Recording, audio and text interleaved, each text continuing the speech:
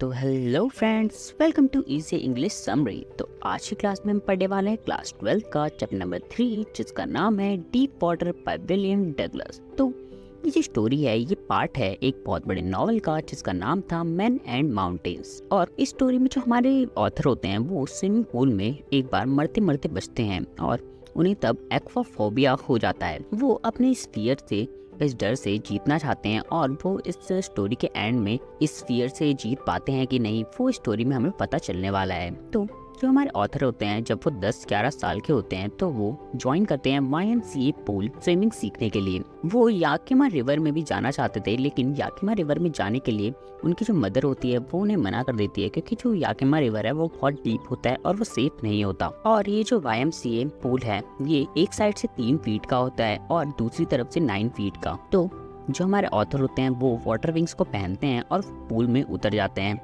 और जैसे ही वो पूल में उतरते हैं तो उन्हें वो इंसिडेंस याद आ जाता है जब वो 3 साल के होते हैं उस टाइम का।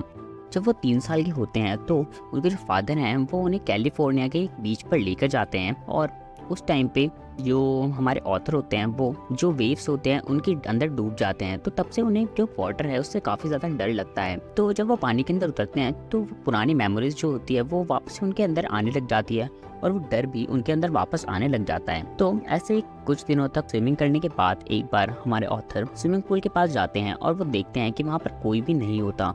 तो वो स्विमिंग पूल के साइड में जाकर बैठ जाते हैं और वो साइड होती है वो 9 फीट वाली साइड होती है। कोई वहाँ पीछे से आकर उन्हें धक्का दे देता है और वो 9 फीट उन्हें उस टाइम पे 90 फीट तक लग रही होती है।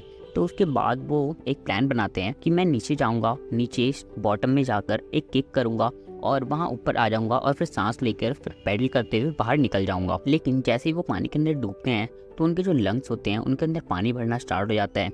वो बहुत ज़्यादा सफोकेशन जो होती है वो फील कर रहे होते हैं। जब वो नीचे बॉटम तक पहुँचते हैं तो किक करके थोड़ा ऊपर तक आते हैं, लेकिन वो देखते हैं कि अभी भी आसपास पानी जो है वो भरा हुआ है। वो अभी भी सरफेस तक नहीं पहुंच पाते। वो चिल्लाने की कोशिश करते हैं, लेकिन चिल्लाने की कोशिश में जो पानी है वो उनके और अंदर तक चला जाता है।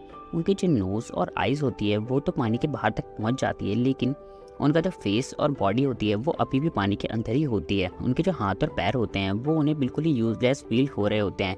उनके जो लेग्स होते हैं उन्हें ऐसा लगता है कि वो बिल्कुल डेड हो गए हैं और वो भारी फील करवा रहे होते हैं उन्हें।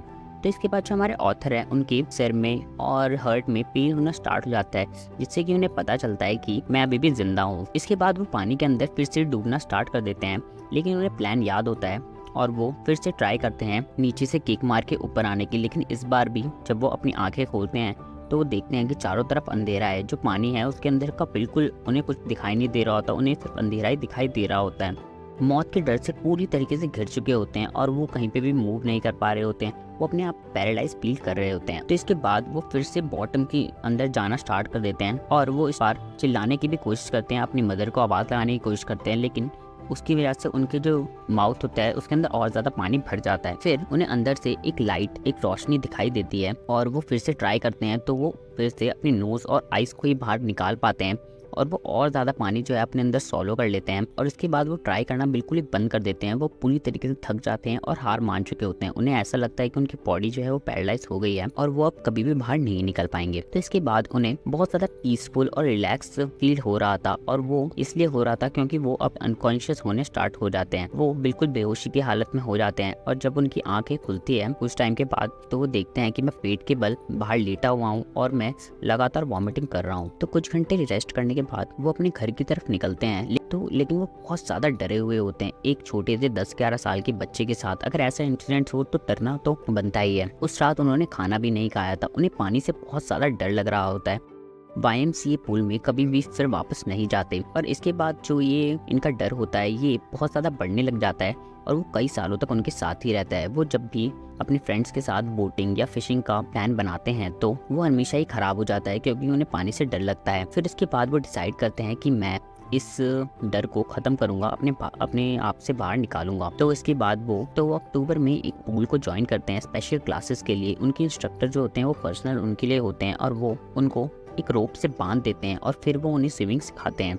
लेकिन जैसे ही उनके इंस्ट्रक्टर रोप को थोड़ा भी ढीला छोड़ते हैं तो वो फिर से डरने स्टार्ट हो जाते हैं। उन्हें फिर से डर लगता है मौत का। ऐसे ही 3 महीने वहाँ पे प्रैक्टिस करने के बाद जब वो पूरी तरीके से परफेक्ट हो जाते हैं, उन्होंने 100 से भी ज़्यादा बार वहाँ पर स्विमिंग कर ली होती है, तो उनके इंस्ट्रक्टर कहते हैं कि अब आपको काफ़ी अच्छी तरीके से स्विमिंग आ गई है। तो उनके जो इंस्ट्रक्टर होते हैं उन्हें सारी इन्फॉर्मेशन देते हैं कि जब आप पानी के अंदर होंगे तो आप एक्सेल करेंगे, जब आप पानी के बाहर होंगे तो इनहेल करेंगे, पैडलिंग आपको कब करनी है, वो सब कुछ बताते हैं। तो अप्रैल में उन्हें कहते हैं कि आपको अब पूरी तरीके से स्विमिंग आ गई है और आपको अब बिल्कुल भी डरने की ज़रूरत नहीं है, आपको इंस्ट्रक्टर की कोई भी नीड नहीं है। लेकिन वो अभी भी सेटिस्फाइड नहीं होते अपनी स्विमिंग से, तो जाते हैं वेंटपोर्थ इन न्यू हेमिस्फीयर। वहाँ पर 2 किलोमीटर स्विमिंग करते हैं ट्रेगस आइलैंड से लेकर स्टैम्पेट आइलैंड तक। जिसके बाद भी वो सेटिस्फाइड नहीं होते, वो जाते हैं वेंटपोर्थ इन न्यू हेमिस्फीयर, जहाँ पर वो 2 किलोमीटर तक स्विमिंग करते हैं ट्रेगस आइलैंड टू स्टैम्पेट आइलैंड तक। तो जब वो स्विमिंग कर रहे होते हैं तो 1 सेकंड के लिए जब वो अपने मुंह को पानी के अंदर डालते हैं तो फिर से उन्हें मौत का डर सताने लगता है, लेकिन वो फिर बाहर निकल के स्माइल करते हैं, हंसना स्टार्ट कर देते हैं और वो इस जो इनका गोल होता है वहाँ तक पहुँचने का स्टैम्पेट आइलैंड तक वो पूरा करते हैं। लेकिन इसके बाद भी वो जब सेटिस्फाइड नहीं होते तो डिसाइड करते हैं कि मैं और स्विमिंग करूँगा। तो फिर वो वार्म लेक में फिर से स्विमिंग करने के लिए जाते हैं और इसके बाद जब वो बहुत देर तक स्विमिंग वहाँ पे करते हैं डीप वाटर में, तो उनका जो डर है वो पूरी तरीके से निकल जाता है। वो सेटिस्फाइड हो जाते हैं कि मेरा डर पूरी तरीके से निकल गया है और फिर वो बहुत ज़ोर से शाउट करते हैं।